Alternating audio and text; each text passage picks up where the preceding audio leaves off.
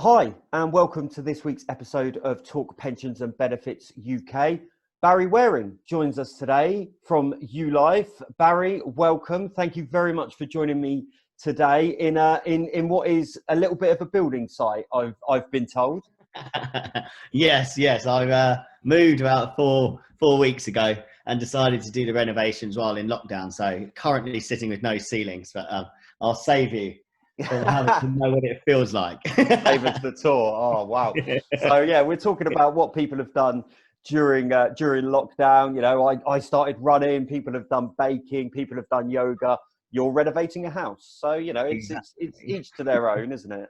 So, but it's great to have Barry here. Barry and I have already had a couple of conversations before we started today, and I think there's a couple of really interesting topics that we're going to cover today. I think the best place to start is yulife. You know, real exciting journey you guys have been on. For anyone that follows you or follows any of your colleagues on LinkedIn, I think there's been so many, you know, achievements and exciting points that have occurred over the last year. So what's going on there? Are you able to share your story with us and where you guys are sitting at now?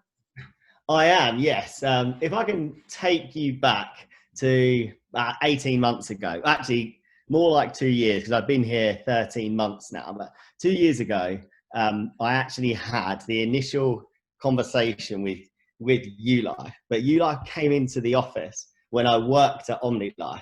And when I worked at Omni, they basically wanted to look at us for some international capabilities, which it didn't actually go anywhere. But when they came in, we sat down and they talked us through this storybook of what they're trying to achieve. Mm-hmm.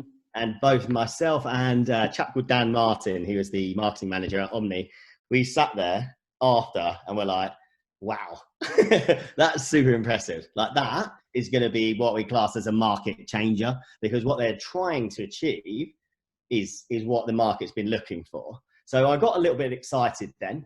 And then I went back to my day job, doing exactly as I pleased. And then probably circa a month and a half later, I got a couple of calls, one from Yaku, who's the CFO, CIO even, should probably get that right, CIO, and one from Sammy Rubin, who's the CEO.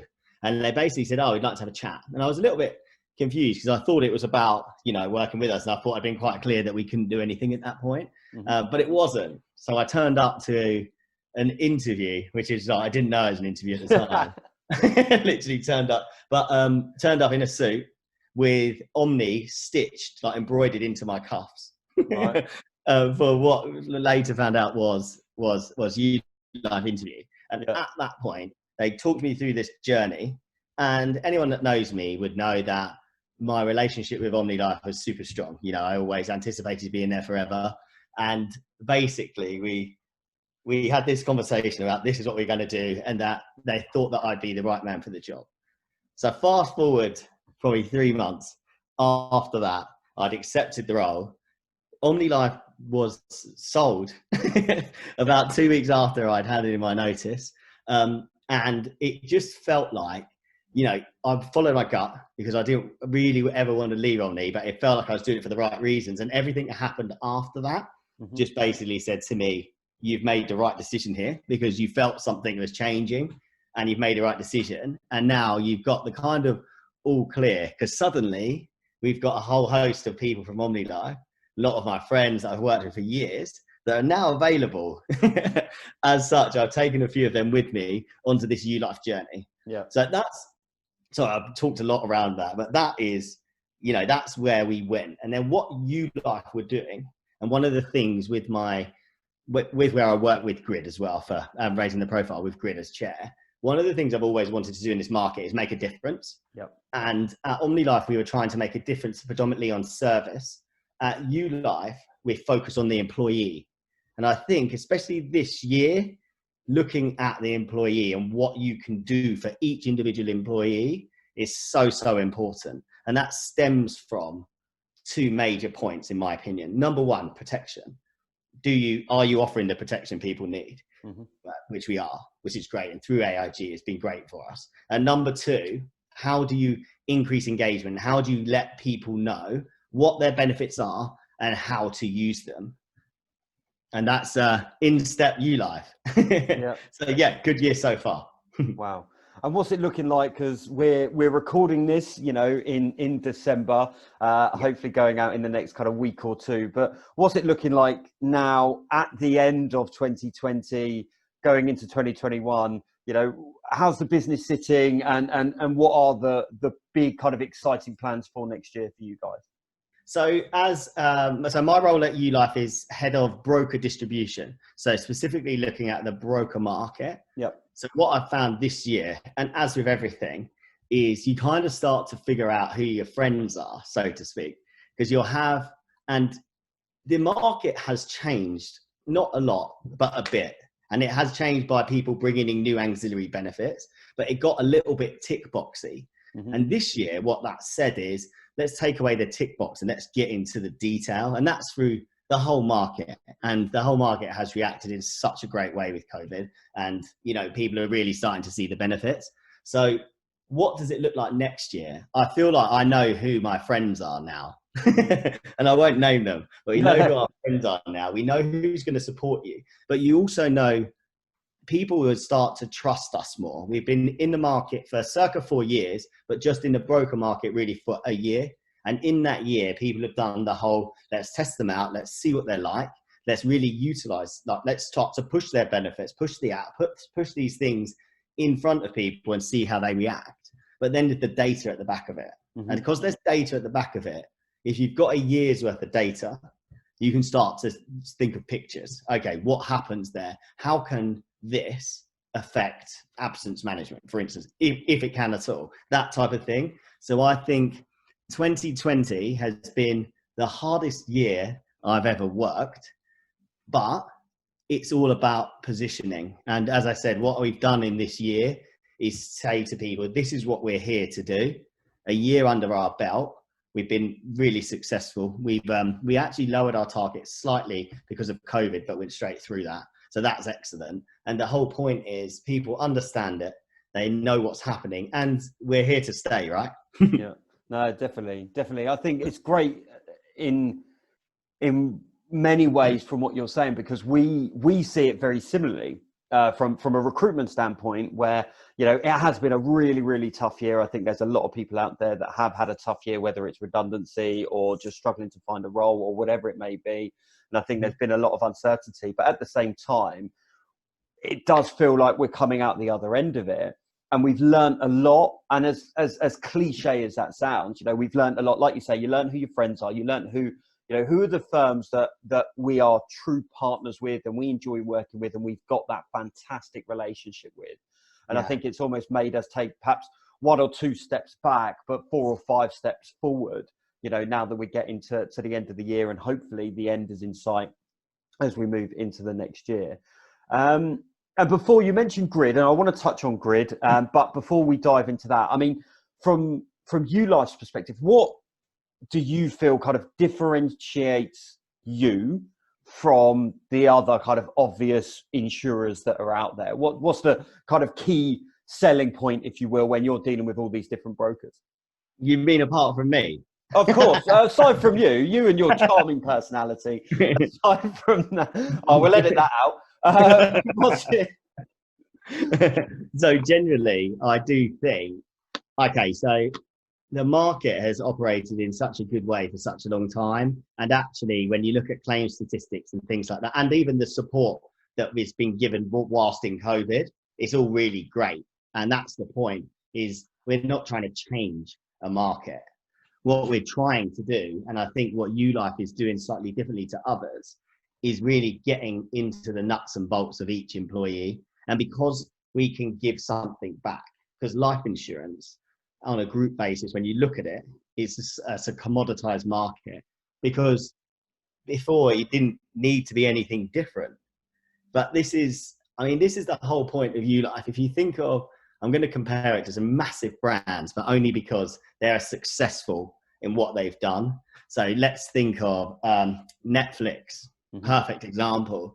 If you said 15 years ago, oh, we're going to do everything on the internet, you're not going to need to go to Blockbuster or Love Film or people like that. You go, that's never going to happen because you don't need to do it. Uber, same thing. What, you're going to order something on my phone, don't you ever need to talk to anybody? Like, you never do that. No cash, nothing. No, like wondering, you know, how much it's going to cost to do things. It's all there. You just think, yeah, don't need to do it. So I'm not saying that yulife is going to be a massive differentiator like those, but one of the things that people didn't think about, and I think with yulife we do, is, okay, let's have a look at group life insurance. What's important? Yes, the end product, the protection is super important. That's why we partnered with AIG. You know, that makes sense. But fundamentally, if as a HR professional and a HR manager, or even a CFO, you can say, what's your return of investment on a group life insurance plan at this present moment? If there's no claims, probably nothing. If you can then just say, okay, we've got this group life, and actually with that, people have got the ability to earn this wellbeing currency. So now suddenly we're giving something back. People start to think differently. They start to think, oh, okay, my life insurance doesn't do that. It just pays out if I was to die, and you joke around and people say, which I don't really care about because it's not for me. Yeah, I obviously do care about it because it's for their family. But fundamentally, you can start to put a slightly different price on benefits. And I suppose as a recruitment, you must look at it and think, okay, would that differentiate on a spec? Because I think it probably would. Do they have pension? Yes. Do they have life insurance? Yes. Income protection, etc. But then if you've then they've also got this yulife thing. Oh, what's that? And then you talk through the process of, you get rewarded for doing daily activities, but fundamentally these daily activities are there to do one thing and one thing only, which is create positive behavior changes so your workforce is happier. It starts to be quite a big selling point, I think. And hopefully you can see from our LinkedIn activity, we're not the only people that think so. Yeah. No, you're not wrong there. And I think, if you want to strip it back to a recruitment standpoint, you know, I've done this for 10 years. And at the start of my recruitment career, I think most people just cared about the money, you know, what's the salary and what's the holiday. And then you almost, the pension, the life assurance, you know, if there was any kind of private medical insurance, almost became a non-issue. It was what it was. Whereas now, a lot of people ask about that. They want to know, what are the benefits? How flexible can those benefits be? Can I tailor them to whatever I want? You know, it is such a key selling point for us. And I love the idea of this wellbeing currency. I remember finding out about it a couple of years ago. It was an ex-colleague of mine who said that, you know, if she racks up a certain amount of time in the gym, she gets a free Starbucks. You know, and it was, you know, because she said, I'm going into town for my free Starbucks. And it's like you said, it's reinforcing those positive behaviors rather than just saying, oh, well, if you die, your family will get this, you know, because hopefully they'll never need it. You know, and even if they do, you're not going to know about it. Whereas if you've got those rewards, it puts you into good habits, hopefully long before they ever need it. Do you know what I mean? Exactly. And this is the point, is if you take that one step before, because what you've actually just described there is actually vitality. But if you take it one step beyond, you've got, what if we focus not just on steps, not just on physical activity, but also focus on mindfulness and mental activity? Because 18 months ago, when someone said, oh yeah, why don't you do a quick meditation? I went, I'm not going to do that. That's not something I do. Whereas now I wake up every single morning and I sit in my bed. Rather than checking my emails, I put on a 10-minute mindfulness session and I listen to, well, at the moment I've been listening to waterfalls mainly because I'm scared that my plumbing's going to go. I thought I'd drown it out with fake waterfall noise. But no, generally, and what it does, I just have that and it's like it's my start of the day, and then I do it before I go to bed, both sides, and it's like a start and an end, and I can feel my mind slow down. I can feel it, and I just think I would never have done that. I'm just not the guy. But it works for me. I also listen to some music to wake myself back up again in the morning. Get ready for the day. And I can relate so much. I think a lot of our viewers, a lot of our audience probably could relate, because I was the same. You know, I've always struggled with sleep. You know, I can be quite an insomniac. You know, and it's very much kind of waking up early. You know, I'll wake up at 2-3 in the morning, and that'll be it. I'm awake. You know, my brain's awake. I'm not switching back off. And I remember a little while back, you know, someone suggested mindfulness, meditation, stuff like that, and I just brushed it off because I thought, I'm not a hippie, you know, I'm not all about flower power or anything like that. And then I tried it. It was brilliant, and it's not bulletproof. It doesn't cure everything. No, but it does certainly kind of help. And, you know, I think a lot of people are starting to recognize that now, that there is some stuff out there that is worth a try. It's not going to take hours, like you say, 10 minute session, you know, and if they've all got access to it, you know, that's fantastic. And I love your analogy as well with Netflix. I think that's a great analogy because as the story goes, you know, Blockbuster were given the opportunity to buy Netflix and they turned it down. yeah.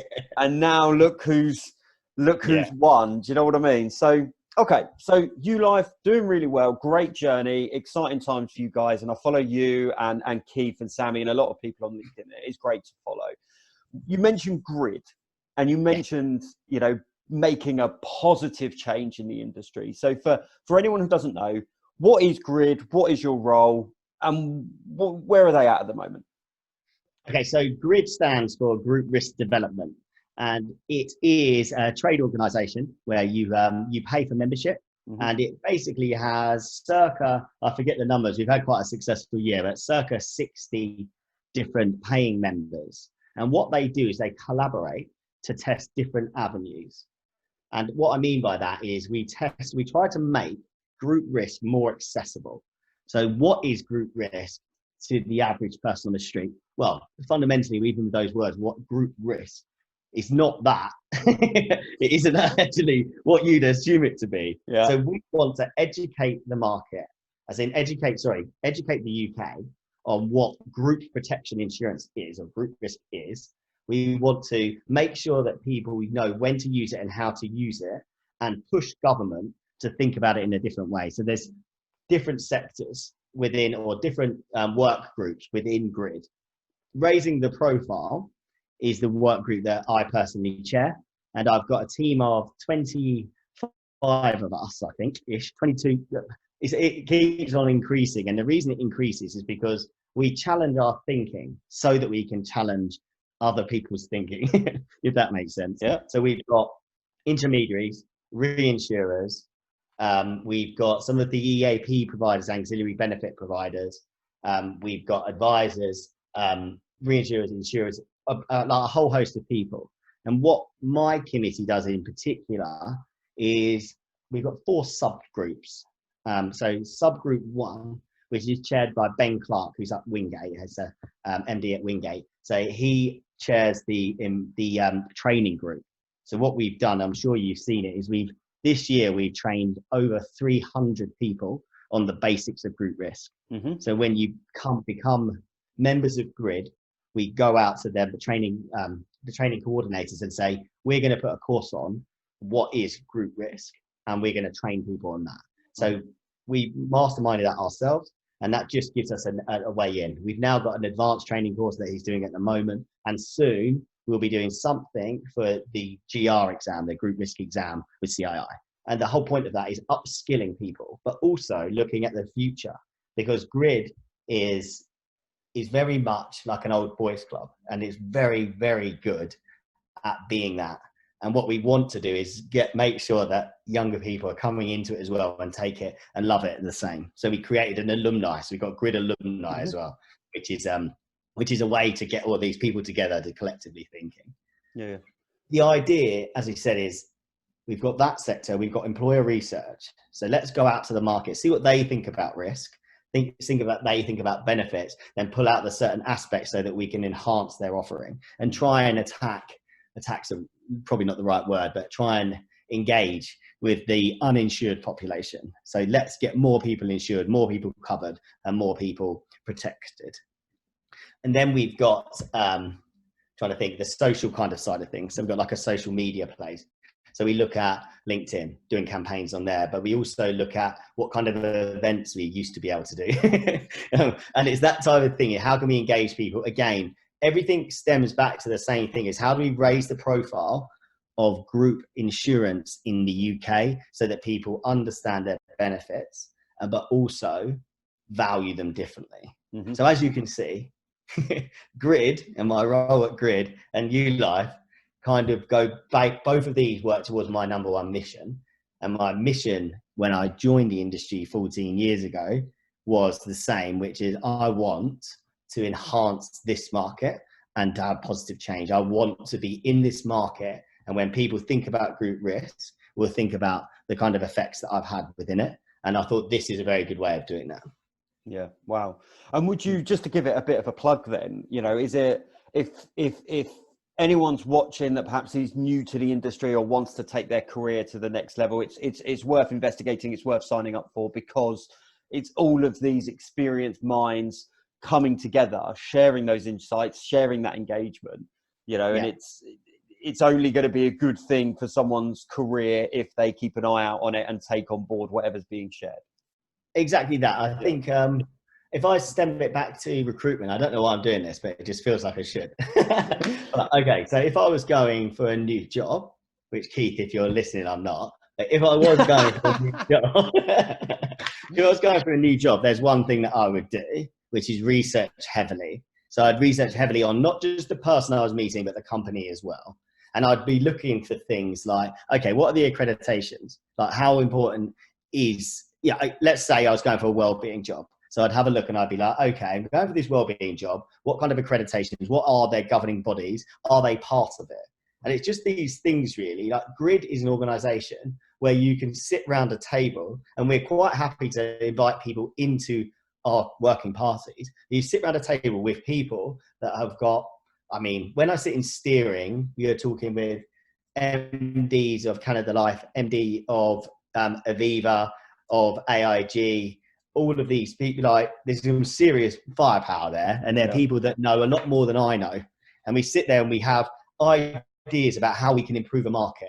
And that, to me, in that section there, I just sit and I learn, and I can learn. If you can think of another trade, well, most trade bodies would, I suppose, would do this, but in our industry, if you're selling group protection, is there not a better place to be than involved in a collection of all the greatest minds, so to speak, in the industry? People have seen it change over 20, 30 years, and sharing that knowledge. But also, it's a market where, you know, given my position, I'm quite young, really, to be in the chair role at raising the profile. I'm 35, but I can sit with a lot of people who have a lot more experience, and I can challenge their thinking. And they're like, yeah. And they do agree with some things, not everything. They agree with things because they can see. And it's just that kind of environment, to me, is just worth the time and the money that you need to invest into it. But you have to be willing to invest the time. And it doesn't take loads and loads of time, but fundamentally, what's the goal? And if the goal is, how can I upskill myself and my workforce? I feel like Grid is a good place to do that, just for conversation.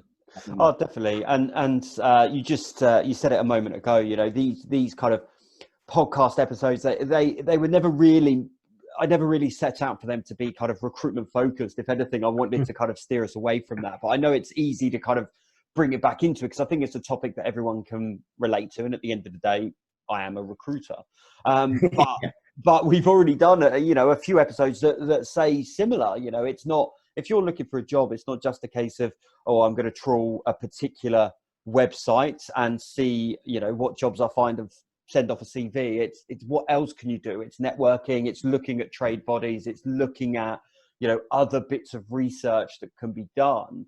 Because if you use that to get the job, great. If you don't get the job, well, look at everything you've learned anyway. It's a win-win situation in so many ways. So hopefully there's quite a few people that are going to take that on board and engage and sign up, which is great to see. And it is good to hear that you are kind of leading that charge in a way. Do you know what I mean? And Barry said, you know, before we started recording, that you said right when you started in the industry, you know, you wanted to make a change, you wanted to be a positive influencer, and it's still very much your mission, like you said a moment ago.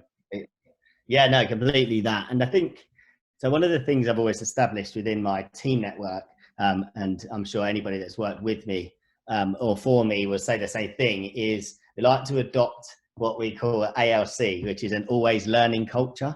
So always learn, and it doesn't matter And I read a hell of a lot of books, and it's even, I can read a whole book and I get one thing out of it, and that's it. And that's fine. And you just think, okay, then how can we adopt that? And it's just, I just think, I work off that premise, and so do my team, and they get a bit annoyed with it, I'm sure of it, but we work off the premise that you can be 1% better every day and you're still better. That what is your 1% today? So we have small goals. So we set like small goals each week so that we can be accountable and try and kind of not just develop ourselves, but each other, and that team kind of camaraderie and network. And I think the industry this year has shown you exactly what teamwork and camaraderie looks like. And I think organizations like Grid, all they do is support that. It's just, okay, how can we get something out positive around the claim statistics around COVID? And every insurer within Grid went, yes, yes, yes, yes, yes. And it's just, for me, it's one of those things you sit back and just like a little bit in awe about how connected it could be. And yeah, that kind of thing to me is the most important. Wow. Yeah, you're totally right. You know, it is a bit cliche to say it, but I think, you see it a lot on Instagram, you see it a lot on Facebook and LinkedIn. You know, it's that as long as you keep moving forward, it doesn't matter how quick, like you say, 1% every day. If you keep learning bits and bits and bits, you know, it all builds up. You know, I'm a great believer of that. You know, my biggest passion in life, funny enough, isn't recruitment. It's history. You know, I've loved history since primary school. I studied history at university, and even now, you know, I'll watch whatever's on, documentaries, I'll read articles, I'll read books, because I can't get enough of it. You know, it's a real passion. And, you know, even if group risk isn't your passion, you know, but it's the market that you want to work in, and you enjoy whatever role that some, you know, you've got within it. Yeah, how's that going to be a bad thing to keep that knowledge churning over? And yeah, if you've got so many big hitters as part of it, again, you know that the material is kosher. Do you know what I mean? So that's exactly great. Yeah, no, definitely. And all right, so this year, I suppose this is our final topic. So this year has been very interesting, for want of a better phrase, for so many people, you know, in terms of lockdown, in terms of continuing to work, in terms of, you know, seeing particular trends from clients, customers, staff, whatever it may be. On that note, what in your eyes has been the biggest trend change this year? And then what are you anticipating as we move into 2021? So I would say the biggest trend, or most of the conversation pieces I'm having, are tending to be around mental health support, which we know has been super important for a long time, actually. But let's say 3 years ago, people started to think, do you know what, if there's something wrong, that's not a problem anymore. Like, I can have a conversation about that. And I really think this year, what this year did was say, okay, we talked to you about this, and here's your test. You've got a lot of people that need it. Let's test it out. So I'd be intrigued to see what the figures look like on the back of this year as to how it's been utilized. But more so, let's have a look at the case studies. What's changed? And now suddenly mental health is, I think it's always had like I'm going to say negative connotation. It's always been like, if you've got a mental health, you'd think of it as a problem. Whereas actually just mental health needs to be trained like the body. It's the same. You can't be okay all the time. You have to be able to know if you break, how to fix it and stop yourself from breaking, right? And I think this year, the biggest trend I've seen is people, they push the button and they say, you said I've got mental health support, show me it. And then let's use it and let's get people back to work. Let's make sure people are okay. And it's a shame that the environment that's caused it has been such as it has this year. But in the same breath, I think mental health support is just massive. And I just think generally this year and going into next year, people are not going to be like, oh, have I got mental health? They're going to go talk to me about this mental health support. What's included? How do I use it? When do I use it? And how is it going to improve the quality of my employees' lives? Sorry. Yeah, no, definitely. And even from personal experience, you know, I've had my own kind of battles over the years. And I remember probably about 7 years ago when it, you know, I really started to struggle. I sought out what Alexander Lloyd offered, but very quietly. You know, I was trying to be James Bond, you know, and I Yeah. my MD about it, and only, you know, I remember I was having like weekly, you know, CBT sessions, and I'd tell everyone that it was physio. I used to, that was the lie, that was the line, you know, it was that, oh, I've done my knee in, I've got to go and have physio.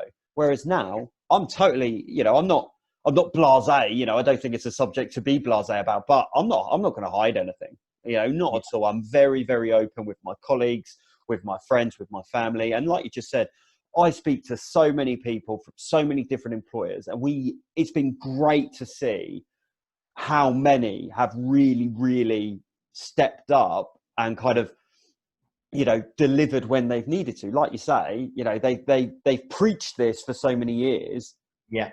Now's the time to put your money where your mouth is. You know, right? You said when I joined, or you did a big spiel through HR or whatever, that this support's available. Now I need it. Now I'm isolated. I'm anxious. I'm concerned. I'm worried. Show me. And the vast majority of firms, of people that I've spoken to about the firms they work for, I think have really, really stepped up. And we've got, so I work as like, I've got an opposite number, James Tate, so he's head of direct sales, and he always says to me, because I work on this operating method, which is I'm all in or I'm out. That's it. There's no like middle ground. All or nothing. Yeah. You can't be all in at this all the time, because it will affect you.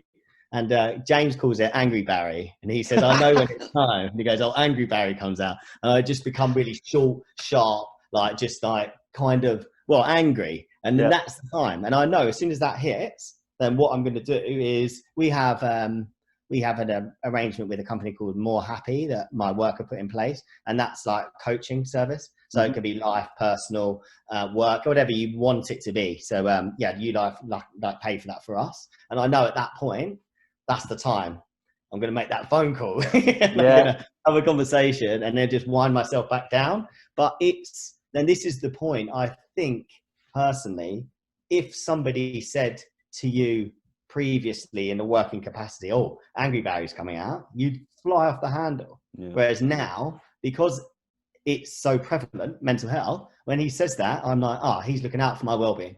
Yep. And I know he is. And I know he means it in that way. And he's just saying, look, now's your time. And I'm just like, oh, thanks. And it's more, I'm happy. Well, I'm not happy to be Angry Barry. I need a break. But do you know what I mean? Like, I can take it better because of the stigma of mental health is very much starting to go. It's not a bad thing. It's just a reality. Yeah, totally. Absolutely. Absolutely. And I think, you know, I'm the same as you. I don't get angry. I go quiet. So normally in the office, you know, big open plan office, and, you know, rightly or wrongly, I'm normally one of the louder ones, one of the more boisterous ones.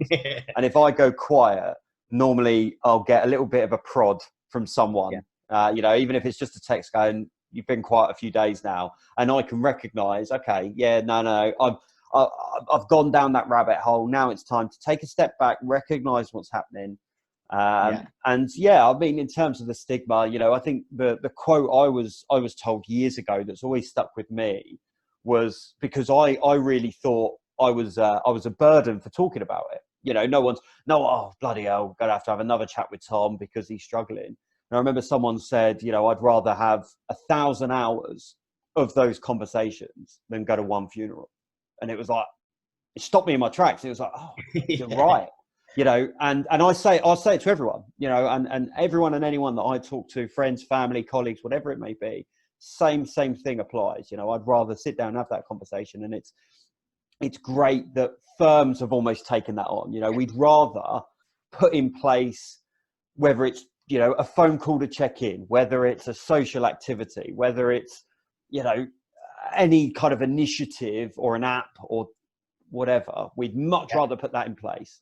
Exactly. Than have to deal with you not being it. Exactly that. Yeah. You know what I mean? So, no, it's fantastic. So that's the big trend, which I think a lot of people kind of have seen and anticipating continuing into next year. Yes. But that's certainly not a bad thing, Barry. And it's been, what a great point to end on. It's been fantastic to have you on board. Great to hear everything's going so well for you at yulife, and long may that continue.